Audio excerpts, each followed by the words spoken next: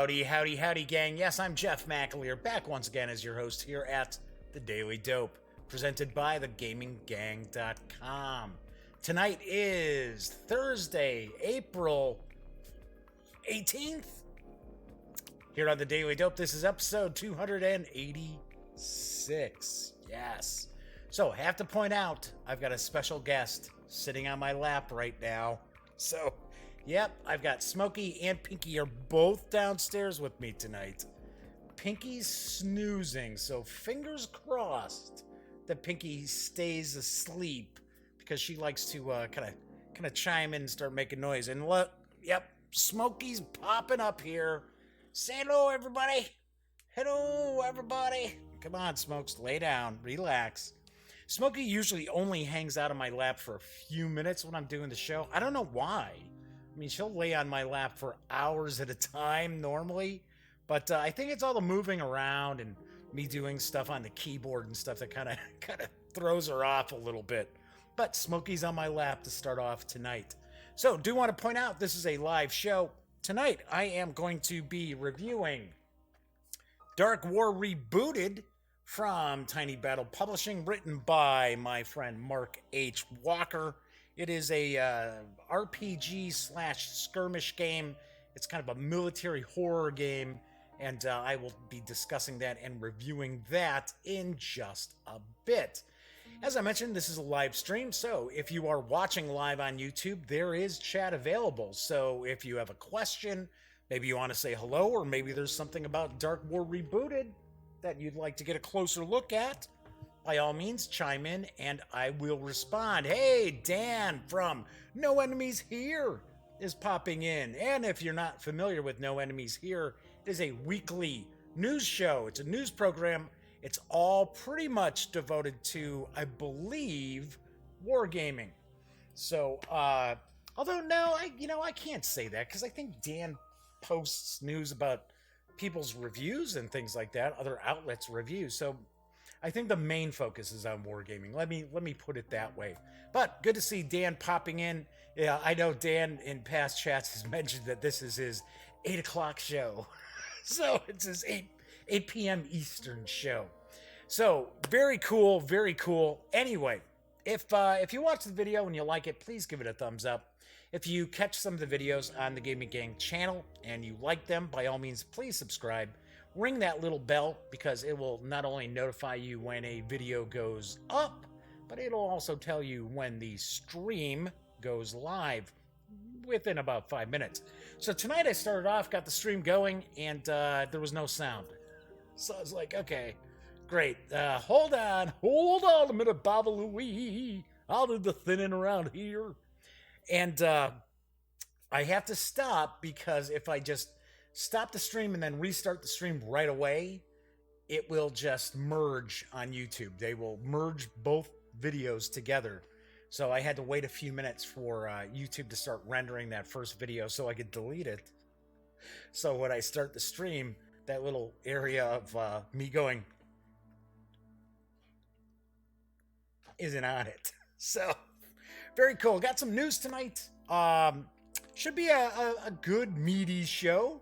Got a little bit of news, and let's jump on into it because Castle Panic is getting ready to celebrate its 10th anniversary, and Fireside Games is going to be releasing the Castle Panic Big Box. Here's the dope.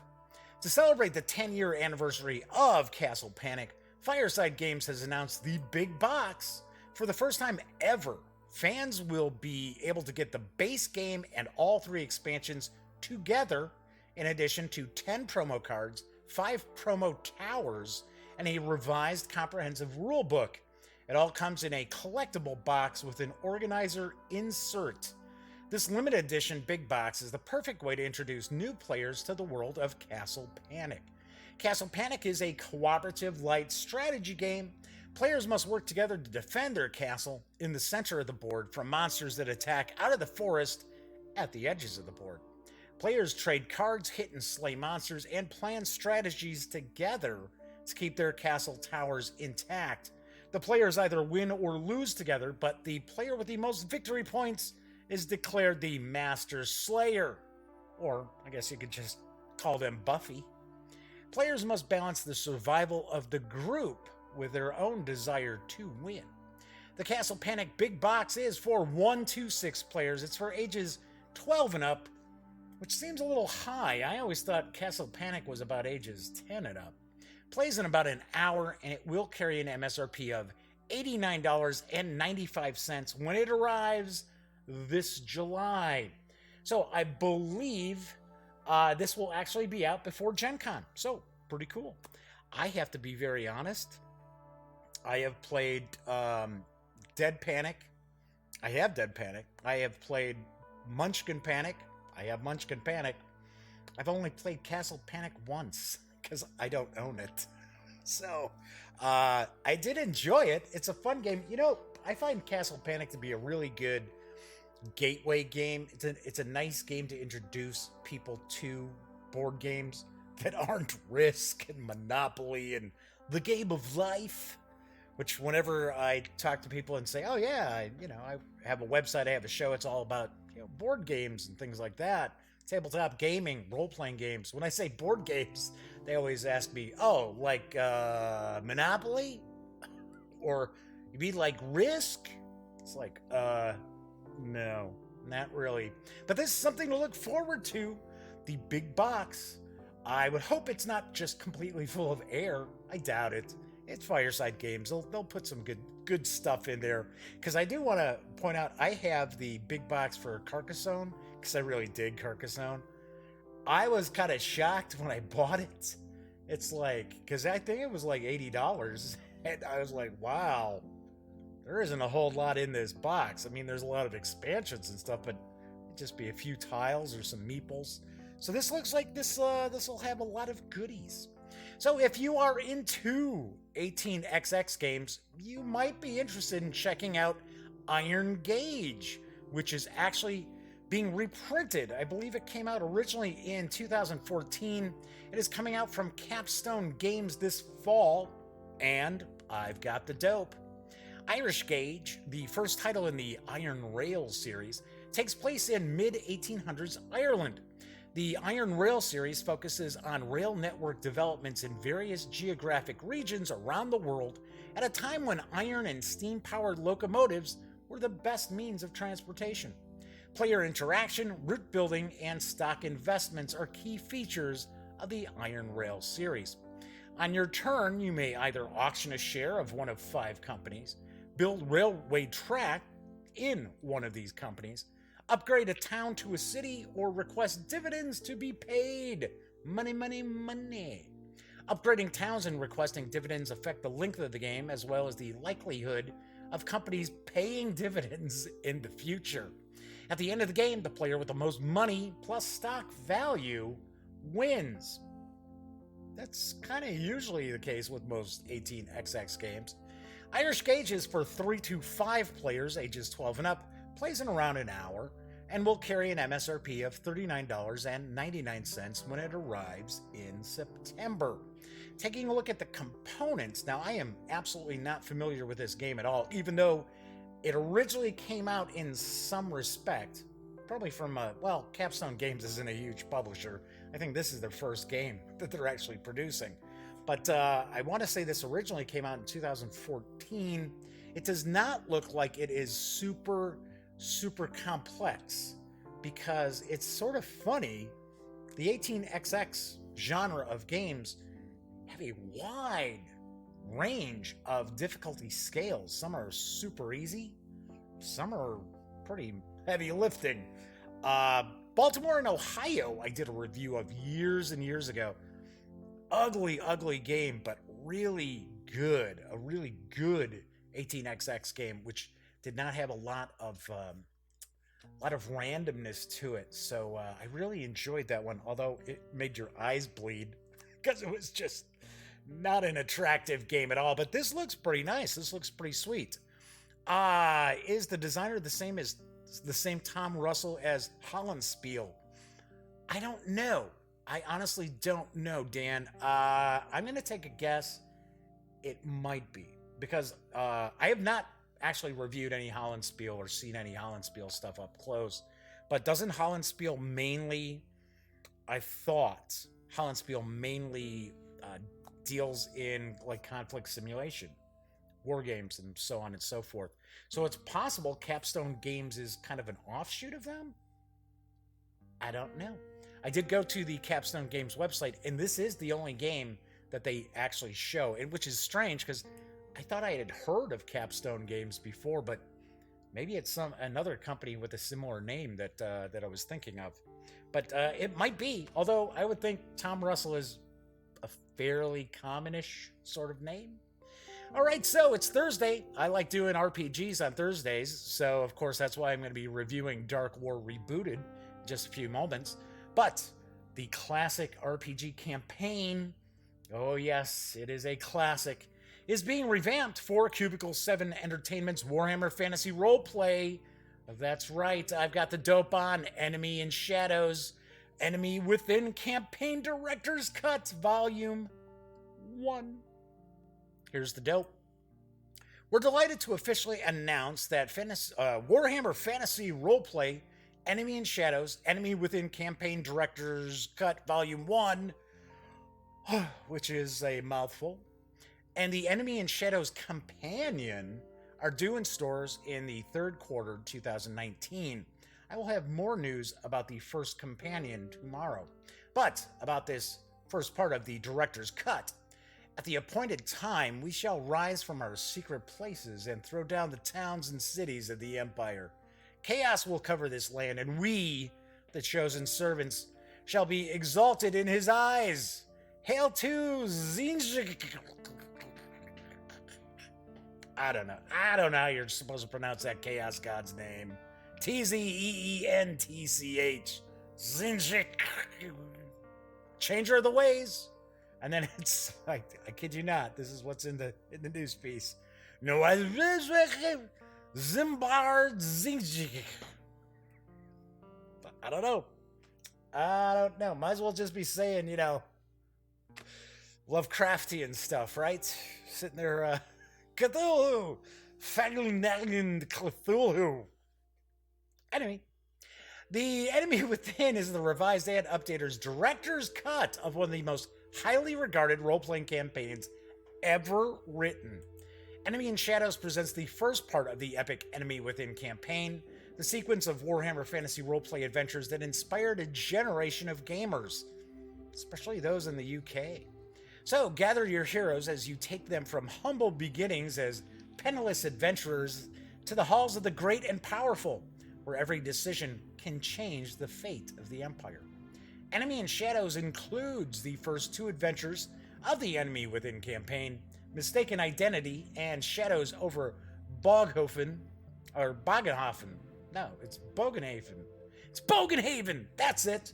Bogenhaven. I was going to say, I seem to recall the pronunciation. Both of which are revised and updated by Graham Davis, legendary WFRP, yes, the Warhammer Fantasy Roleplay author and one of the original writers of the campaign. On a side note, I'll jump out of the little news piece and mention, I believe Graham Davis is the only member of the original team that is still working in role-playing games. I believe one person passed away, one of the authors, and I think one or two of the other authors are no longer actually involved in the hobby. Anyway, back to the news piece. Also includes a selection of Grognard boxes that add entirely new ways to play through the adventures, ensuring even those who have played the Enemy Within campaign before will find Enemy in Shadows fresh and new. There's a complete guide to Bogenhofen, one of the most important towns in the Reichland, full of exciting locations to visit and explore. There is no word yet on a page count or MSRP, but we can expect to see this first installment in Q3 2019. I'm taking a guess this is going to be a release at Gen Con. So if that's the case, of course, like always, every year I interview my buddy Dominic McDowell over at Cubicle 7 Entertainment, and I'm sure we will get to take a peek at the physical book itself. So, not sure how many parts this is going to be broken up into, because if I remember correctly, and I have not run it, I have not played it, but I have seen it over the years. I could have swore the original Enemy Within campaign was 5 books. I think it was 5 books total. Although I do recall a lot of people kind of complaining about how the series wrapped up, how the campaign wrapped up. So, if you want to check out some advanced info, you might want to check out the interview that I had with Graham Davis at last year's Gen Con. And Graham also gave a talk at Gen Con that I recorded. It was about an hour in length. And I do believe he mentions in one of those too that the ending for this new director's cut is going to be different. So I do notice that there are 5 planned companions. So I'm going to take a guess that we are going to see 5 installments for this new director's cut of the Enemy Within campaign. My final news piece, the latest tale is available in PDF for Star Trek Adventures. And I've got the dope on A Forest Apart. 2 intelligent species on the edge of destruction. The Prime Directive. What do you do? When you encounter an ancient, damaged vessel, a forested geodesic dome, it does not respond to hails and you detect no intelligent life readings.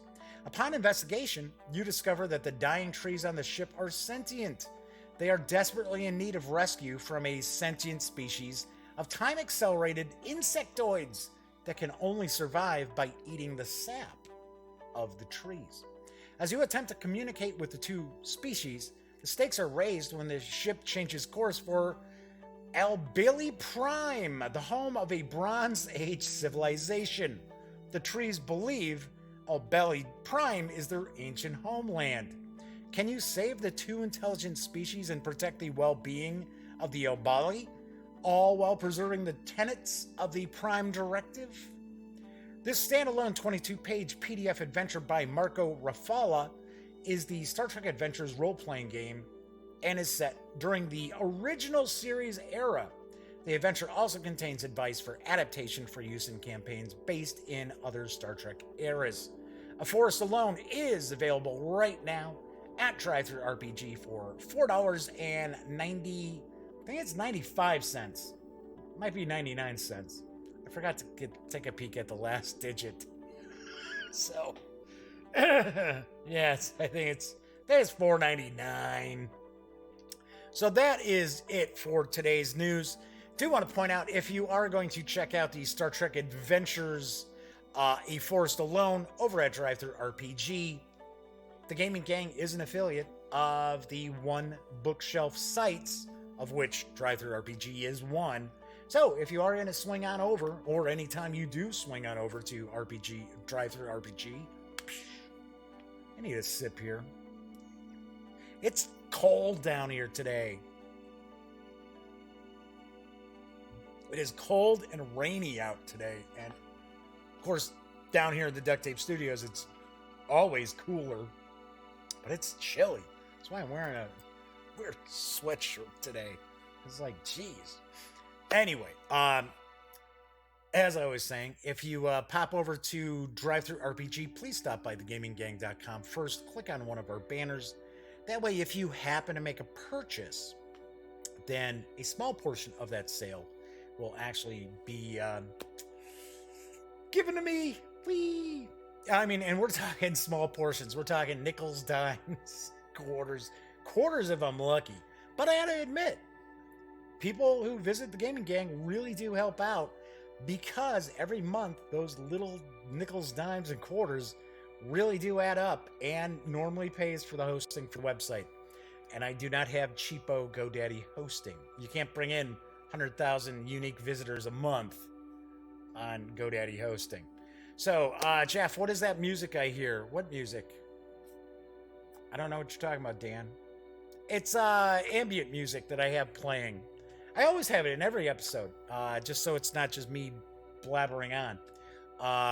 It's just a bunch of royalty-free music that I got from YouTube and strung together. So it just it's about 35 minutes and then it'll just restart once that's done. So, all right, I am going to be taking a look at Dark War Rebooted in just a couple of moments, but do want to talk about what's coming up on tomorrow's show as well as into next week. So on tomorrow's show, I am going to be reviewing Judge Dredd, The Cursed Earth, or you may prefer The Cursed Earth, from Osprey Games. Of course, this is built on the Lost Expedition system of mechanics, and it actually kind of takes on the classic story arc from Judge Dredd, The Cursed Earth. So I'm reviewing that on tomorrow's show. On Monday's show, I've got things all mixed up around here tonight. I am going to review Forum Trajanum from Stronghold Games. So this is a Stephen Feld design. This, of course, takes place in ancient Rome. Very unique game. And I should say Stefan Feld, not Stephen Feld. And Stefan Feld tends to do a lot of ancient Rome games. This is what I've been told. This is the first one I've had an opportunity to play. A pretty good, meaty Euro game. Not as deep as Kanban Driver's Edition, I gotta say. But then on Tuesday's show, I'm reviewing City of Gears from Gray Fox Games. This is actually the first Gray Fox game I have had an opportunity to do a review of. So that will be on Tuesday's show. Wednesday's show, see, I got things stacked up all off camera here. Got to reach on over. I am almost positive, yikes. I am almost positive I have never actually done an unboxing for Empire of the Sun from Mark Herman. I am 99.9% positive I have not done an unboxing video. I have played it. I'm almost positive I've reviewed it because I've played the other editions. So recently GMT did a reprint. So like I said, I don't believe I've ever done an unboxing. So that'll be on Wednesday's show. We're going to take a look at that. Next Thursday, I'm not sure. I've got a few different RPGs floating around that I can either do a review of or kind of kick back and do a page through. I love doing the page throughs. I always get a kick out of doing the page throughs. Kabuki Kid has stopped by. Excellent. Good to see you, Kabuki Kid. Thanks for popping into chat. Kabuki says, I just recently bought the new 3-inch deep box of Empire of the Sun, just so everything would fit in the box. Yep. Yeah, because there's a lot of stuff in this box. But yes, this is the new one. You know what? I think, if I remember correctly, I think the reprint before this reprint was the deeper box too. So, Mark Herman, Pacific Theater, World War II, card-driven game. Yes, we are going to take a look at the new reprint on Wednesday. Unless I take a look and find out, oh crap, I did do an unboxing years ago. But I'm pretty sure I didn't. Because if there is the reviews, because there are over 500 reviews on the Gaming Gang site. Sometimes I don't remember exactly what I did reviews of, what I didn't. Especially when we're going back like years. So, yeah. Anyway, so as I always like to point out, the Gaming Gang as well as the Daily Dope are not for profit. So if you like the show, if you like the website, please consider making a small donation to Lil Bub's Big Fund and the American Society for the Prevention of Cruelty to Animals. Lil Bub's Big Fund helps to provide grant monies to organizations which care for special needs animals who are awaiting adoption. These animals might be a little long in the tooth, like yours truly. Or maybe they're blind, maybe they're deaf, maybe they require medication every day. Maybe they have mobility issues. Amazingly enough, Lil Bub has a lot of weird genetic defects, but she's a great, sweet cat and is the spokes kitty for the American Society for the Prevention of Cruelty to Animals. Important to point out that 100% of all funds that are raised by the Lil Bub's Big Fund are granted out. Important to know. And this fund has been around for about 5 years, and they pull in hundreds of thousands of dollars. So, anyway, always want to share that because, as you already saw, Smokey was sitting on my lap early on. I see Pinky's awake. She's off eating. Hopefully it's like, shh. Quiet, Pinky. One of these days I should just take a picture of her and just have it like handy. So when we hear her chiming in sometimes, because people are always like, well, what does Pinky look like? People have seen Smokey, just saw her for a second. She's an all black cat. But when she starts caterwauling, I could just like pop up a like Pinky alert or something like that. Anyway, so yes, Kabuki Kid says she's still a cutie. Yeah, she's, you know what? Here's the funny thing. Now, I haven't watched it yet, but there's this like Lil Bub's Big Show, which they were doing a couple of years ago. Well, they just did one at some like cat fest. I want to say it was in New Jersey. And I guess it's supposed to be like the last big show for Lil Bub. And they had like Fred Arneson there. Just like, so I haven't watched it, but I have to check it out. I think it was on Friday. I think it was last Friday. So I'm sure some folks are probably tuning in because they want to see my review of Dark War Rebooted from Tiny Battle Publishing. It's written by Mark H. Walker. Who's that guy? I've never heard of that guy. With artwork provided by Federico Cilaccio, taking a guess, Gary McCluskey, and Loran. I don't know if that's like a misprint somehow. There's supposed to be like a like first name or something with that, or if that's just like Loran, like Mobius. So, don't know. The 59-page book is available as a coil-bound release for $35 normally. It is on sale for $30 right now. It's available also in PDF from Drive-Thru RPG for $12. It is currently on sale for $10. So let's switch on over to the other camera because I've got Dark War Rebooted sitting out here.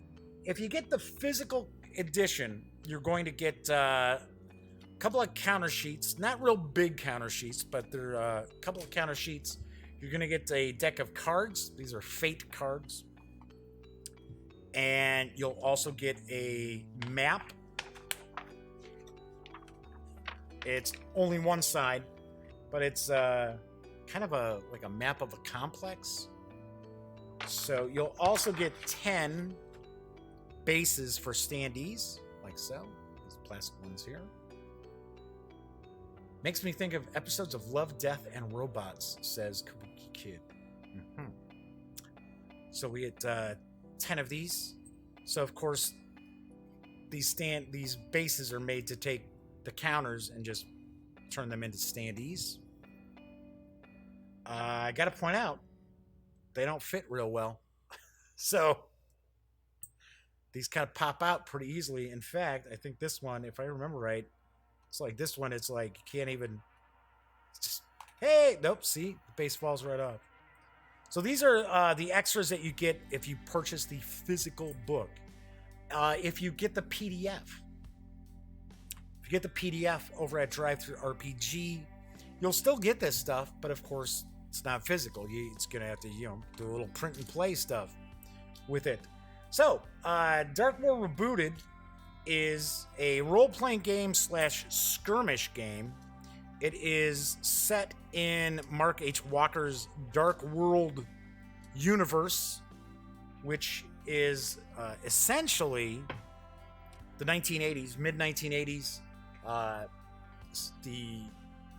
was going to say the Soviets, but it's actually, we're looking at the Warsaw Pact, really.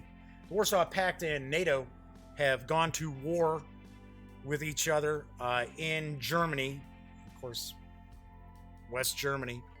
And also along for the ride are a bunch of monsters So there are vampires and werewolves who are, kind of like feeding on this, like almost like dark energy kind of thing. So that is kind of the premise of the setting. Now, Mark has written a couple of novels, which this game world is, of course, obviously based on. So we're going to kind of pop in here. We're going to talk a little bit about it. There's good and bad. I'll be the first to point out. In my opinion, this is going to be a release that's going to have a niche audience, in my opinion. And I'll explain why in just a few moments. So this is the rebooted edition. So the difference between the rebooted and the standard edition, the original edition that came out for this, was number one, it wasn't coil bound. So it was, I still have Zombie War right over here. I was talking about Zombie War last night, if you were watching the show. So, kind of give you an idea. So this is the rule book for Zombie War. This was pretty much, not with the same font, but this was kind of the, just kind of standard stapled rule book. And I want to say, I think that original rule book was about 45, maybe 48 pages long. So more additional pages have been added to Dark War. That's why it's called Rebooted. And interestingly enough, I do believe that if someone had purchased Dark War on Drive-Thru RPG originally, they did not have to repurchase it for Rebooted. It was just a new file that was added to the mix, which a lot of companies do, but then there are some companies that wouldn't do that. Some companies would be sitting there saying, oh no, it's a new game book, you gotta pay for it, you gotta buy it. So we're gonna kind of flip through this. I'm gonna show off these cards here as well. I'm gonna talk about the system itself. So it's gonna start off, it's gonna give you a little bit of info about the background of the game world. So here's something. Let me grab a sip here that I'm kind of curious about. Hey, Flaming Huron's popping in. Good to see you, Flaming Huron. Okay, so I started high school in 1981. So I was around for the 80s. I was around for like the 70s and after that too. But I was around, old enough to remember the Cold War. And I'm old enough to remember the friction that was there for the Cold War. And looking back on it, I don't think that NATO and the Warsaw Pact were really that close to duking it out. What I'm always kind of curious about is we get a lot of these like World War III games that are set like 1984, 85, 86-ish. And being around at that point in time, I don't remember us getting that close to, throwing down. I would have thought like the 70s would have probably been a period of time where we were much closer to going to war with the Warsaw Pact or with the Soviets, what have you, because of all the brush wars that would kick up in Africa and the constant tension and wars in the Middle East. So one of the things that I wonder is why do a lot of designers kind of come up with these World War III scenarios like right around 85? And the only thing that I keep thinking is it because that's when the Abrams came online for the U.S. Army? Because up until that point, probably like the 70s, early 80s, the Soviets or, the Russians, whatever you want to consider it, they would have had way better tanks. So that's what I'm kind of curious. I'm curious, do we see a lot of this stuff set up like in the 80s, these World War III in the 1980s things, because you got a little more equality, I guess, with the armor on both sides? I don't know. Like I said, I was around in 1985. I don't recall it really being like, oh wow, I think this is it, gang. I think the nukes are flying. So kind of one of the ways that you can, if you're familiar with a lot of role-playing games, one thing you could kind of look at this as is along the lines of Twilight 2000, but the nukes haven't flown, and it's not the year 2000, and you got monsters. So, but I mean, kind of look at it that way. So we've got a section here that talks about what is an RPG, a couple of pages, and then what is this RPG, what is this skirmish thing, and a bit about the book. Now, Mark H. Walker's writing style is kind of conversational, which could throw some folks off. I know there are some people out there who they want their role-playing game books to just be pretty cut and dry. Just, not a lot of, oh, hey, by the way, guys, kind of stuff. That's not how Mark writes. So, just pointing that out. I gotta be honest, though. I'm kind of surprised by the whole what is an RPG page and a half in here. Because it's kind of gotten to the point where most role-playing games that are not Pathfinder and are not 5th edition Dungeons & Dragons have kind of gotten away from the whole what is a role-playing game, because their assumption is what a role-playing game is. You might be picking up Pathfinder or D&D for the first time. You've never played a role-playing game. You're not real familiar with what they are. And that's why they've got a few pages talking about what is a role-playing game. I guarantee you, anyone who's going to be buying Dark War Rebooted knows what a role-playing game is. Now, I can understand talking about, well, what is different about this game? I can get that. I get that. But I was kind of surprised. I don't know. Just, to me, it didn't fit, is all I'm saying. So, this role-playing game, your system here is, well, we get a bit of the background as well. Talking about, the war that's going on in Europe. There are no nukes. Well, there are nukes, but the nukes haven't been unleashed, thank goodness. We get a bit of the history of some of the monsters that are now walking the earth. Mainly vampires and lycanthropes, werewolves. There are witches and warlocks, angels and demons. There's psionics involved. So there's a lot of stuff going on. There are some spells, but not a lot of spells in this core book here.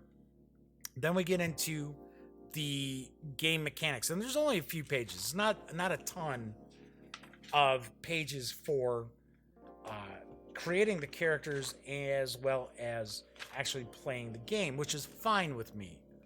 Because the way this game is actually presented is, this game is kind of presented as an old school revival game or old school Renaissance game, where you've got your attributes, you've got 7, you've got your dice, how you resolve actions, and there's a lot of kind of an understanding that this is more about the GM making a ruling as opposed to having a bunch of rules.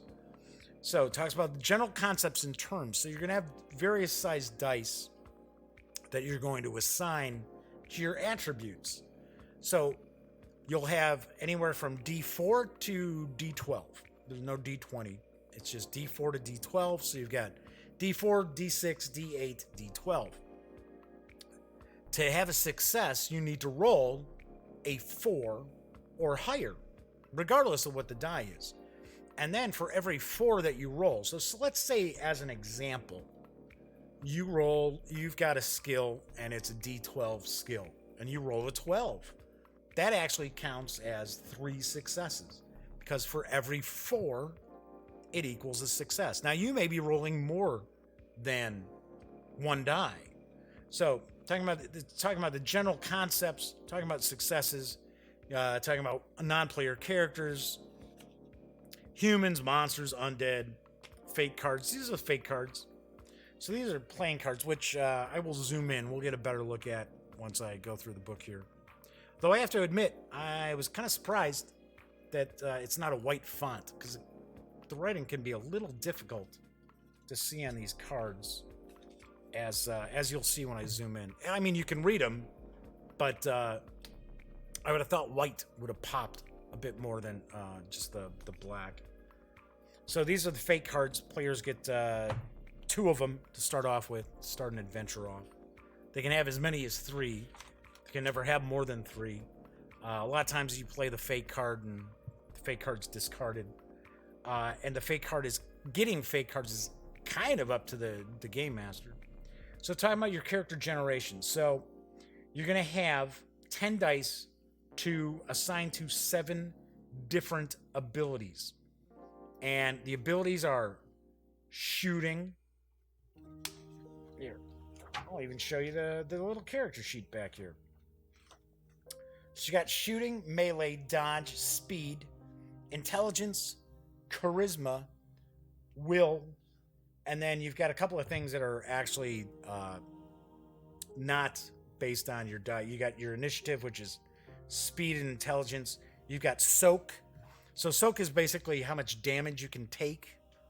And as you're actually taking damage, losing soak, or gaining soak, really, you'll find that things become more difficult for you. So I kind of like that. As you can see here, pretty basic character sheet. It's just the one side of the page. So you've got initiative and actions. I'll talk about those in just a moment. But you're going to have 10 dice you're going to be able to assign to 7 different attributes.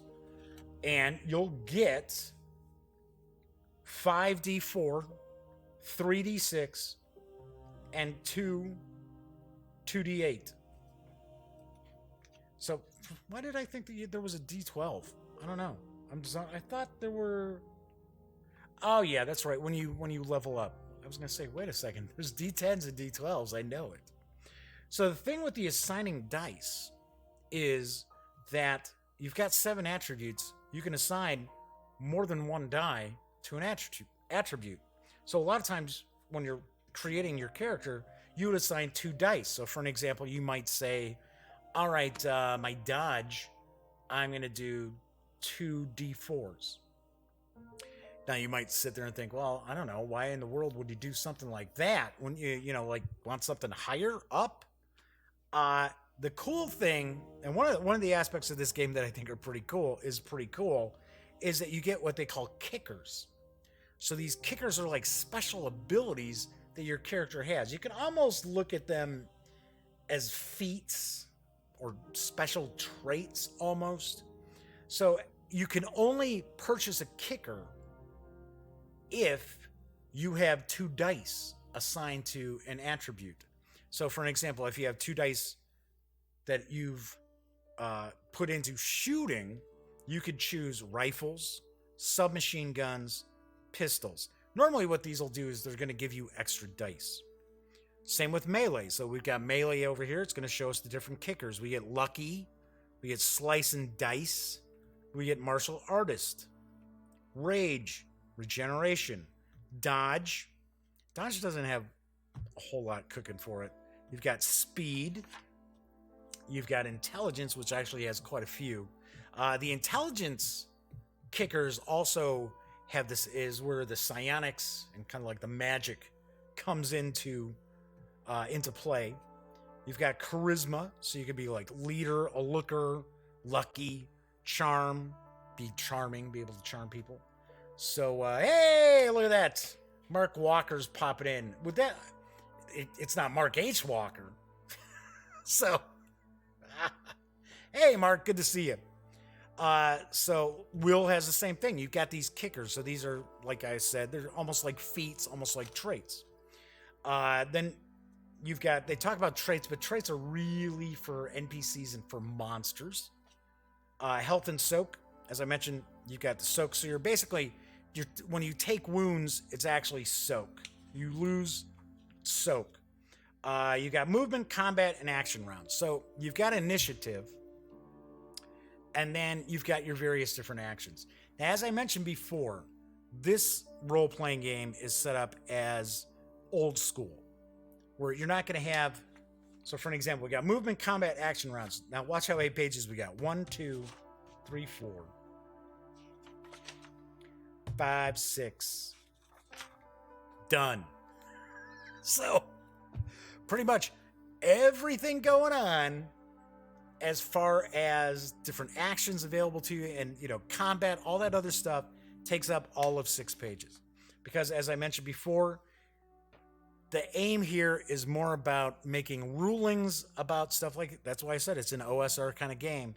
Making rulings as opposed to having, 50 pages of rules to do stuff.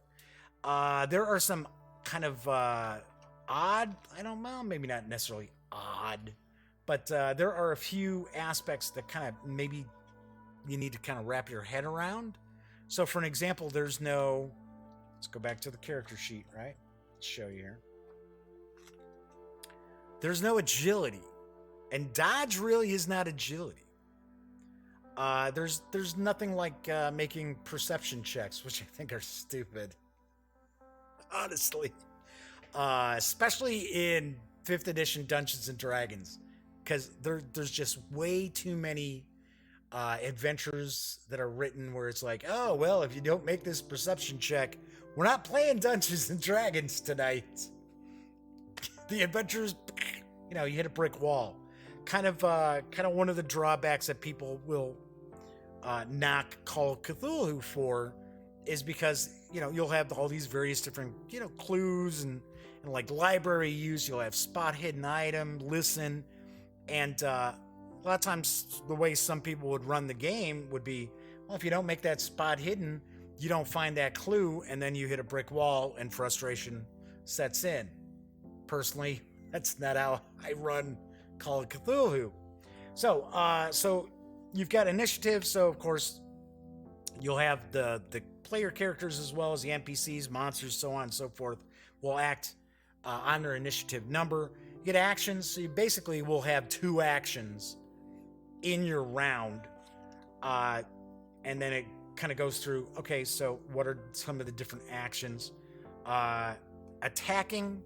So for an example, when you attack somebody, remember I was talking about how you could have multiple dice which are assigned to, say, like shooting or melee. And for every 4 you get as a success, same thing with attacking. So if you had, let's once again use the example of 2d4, and you rolled the 2d4 and you got 2 4s, that's 2 hits. There's little rules in here, like if you're running as opposed to just moving normally, it's harder for you to hit when you're shooting. Talking about aim fire, critical hits. Basically, if you roll doubles and succeed, it's a critical hit. So for an example, once again, you'd be looking at, if you rolled those 2d4 and you got 2 4s, that's a critical hit. Mark says each round, but you can have more actions per turn. Right. Well, I'm talking about you get 2 actions. I know with some of these fate cards, you can get more actions, but we haven't really discussed these fate cards. So it just goes into some detail about some various tactical aspects, because as I mentioned, this is also a skirmish game as well as an RPG. Then we got a bestiary here.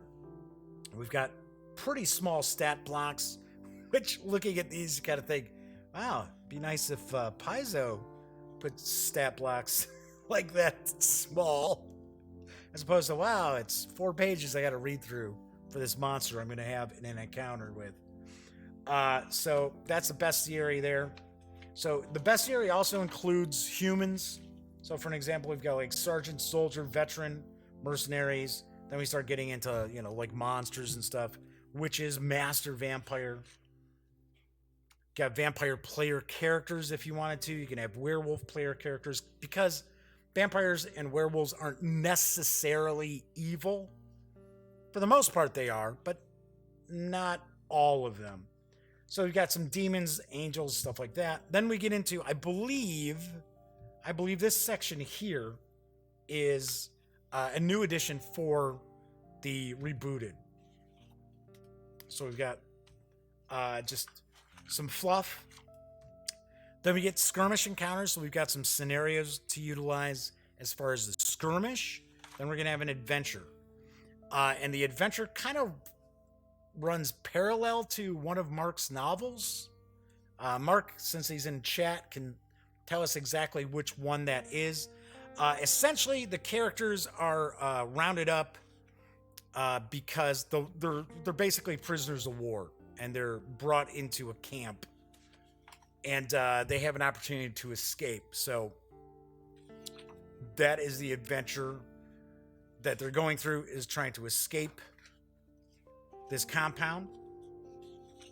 Then we get some pre-gen characters. So if you want to just hand some characters out to the players to get them into Dark War right away, get up and running without, having to go through all the character generation, you can certainly use the pre-gen characters here.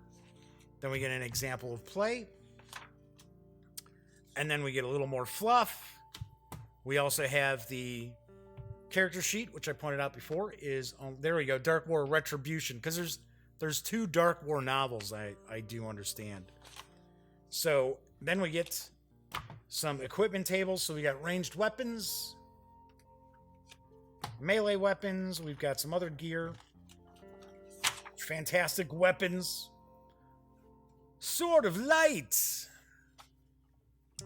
got a gear table, and that completes the book. As I mentioned, it's 59 pages all in all.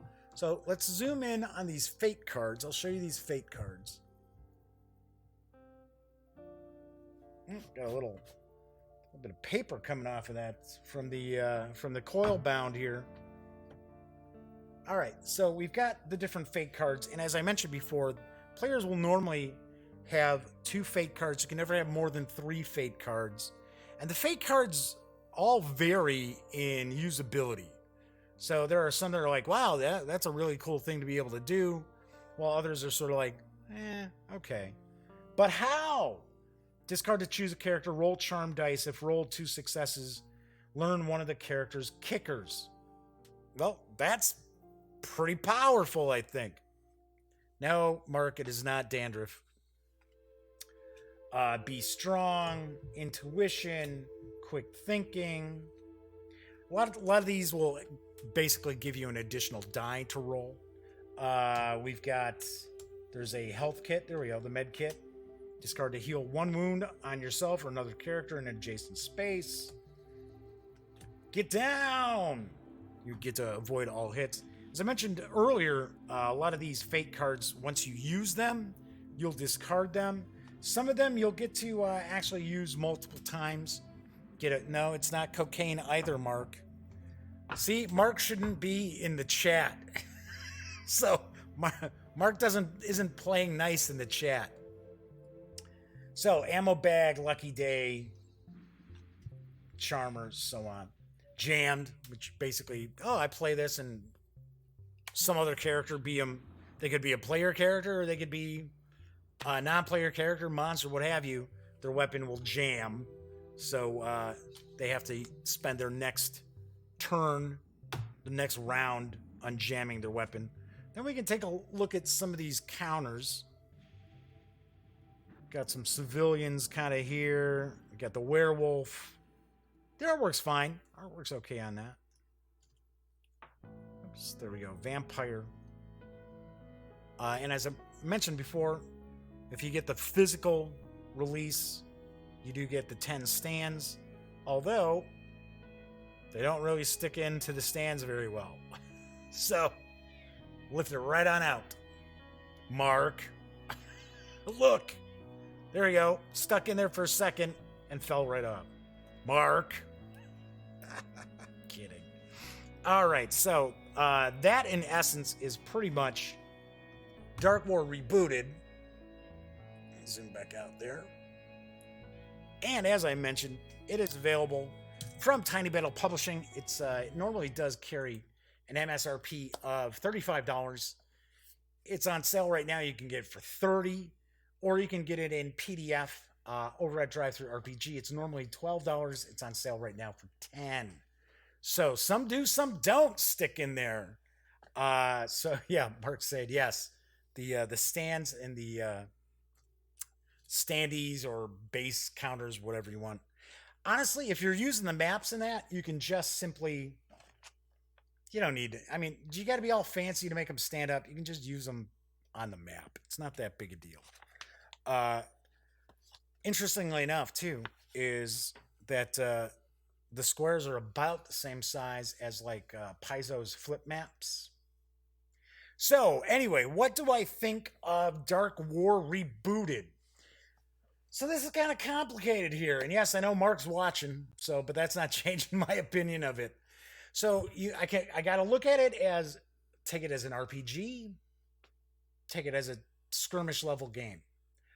Personally, I think it works better as a skirmish level game as opposed to an RPG, and I will explain why. So first off, as I mentioned before, this game is going to kind of have a niche audience because of the way it approaches role playing. Because people who are newer to role playing need everything spelled out for them. That is why 5th edition, D&D, Pathfinder, those are very, very popular because everything is laid out at their feet. So I don't see like newcomers role playing games jumping on board to check out Dark War Rebooted.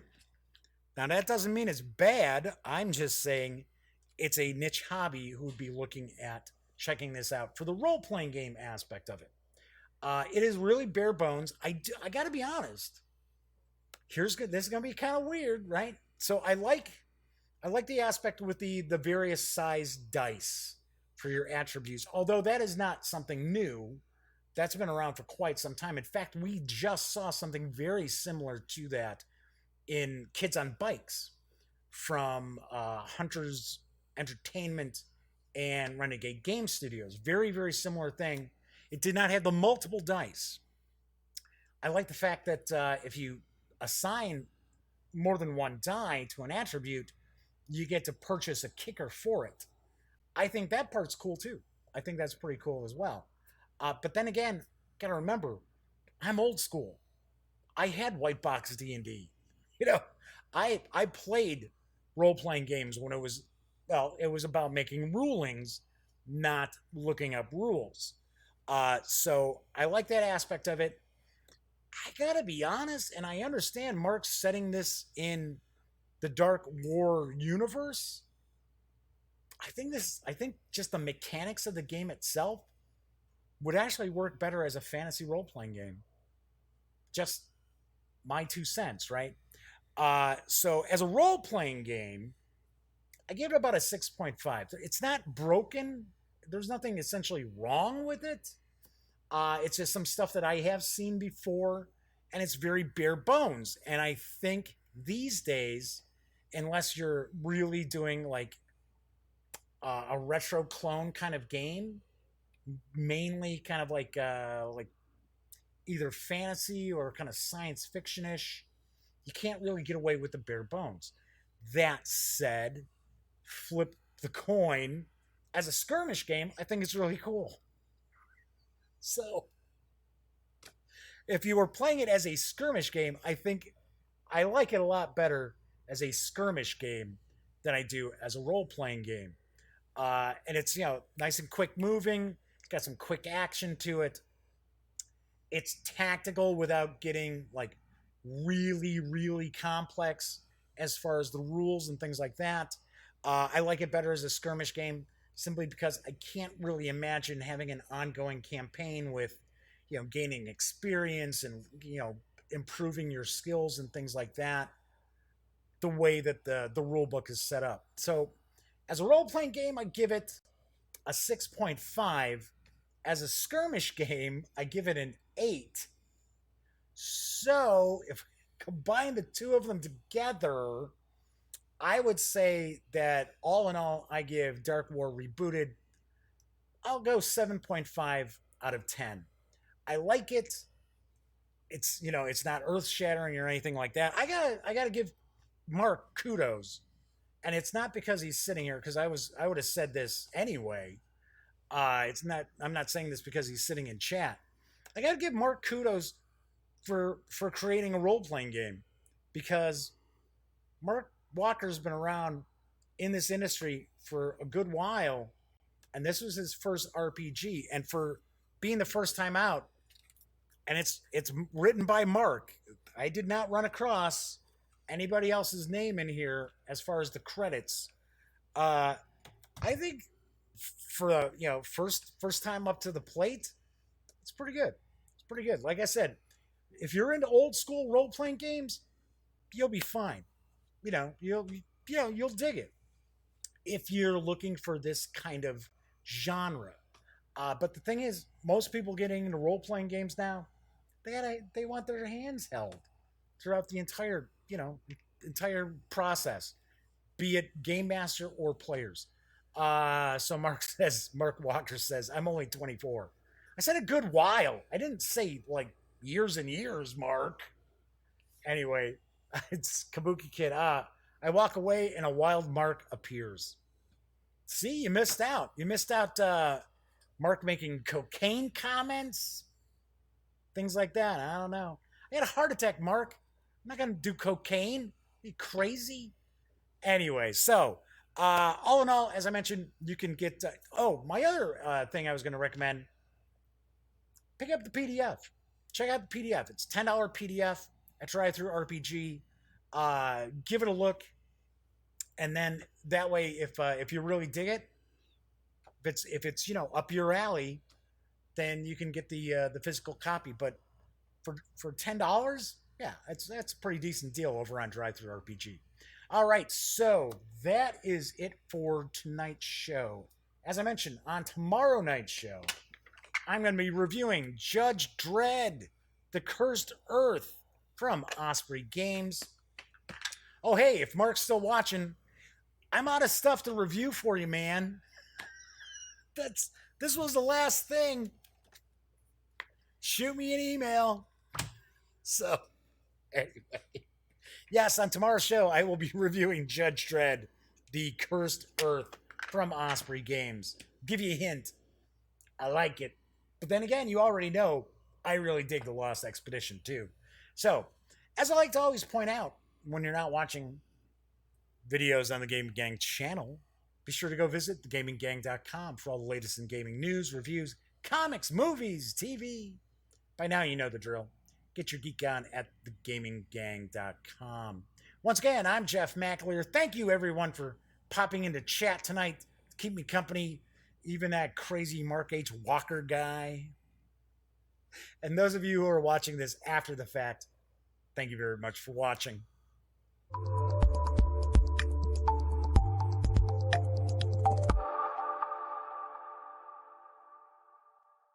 Thanks again for watching The Daily Dope, presented by The Gaming Gang. If you like this episode, be sure to give it a quick thumbs up. And if you dig the channel, please subscribe. If you'd like to check out our previous episode, click right here. And if you want to check out a somewhat randomly selected episode, give a click right down here. It'll be like opening a box of Cracker Jacks. You just don't know what you'll get. Once again, thanks for watching, and I'm Jeff McAleer.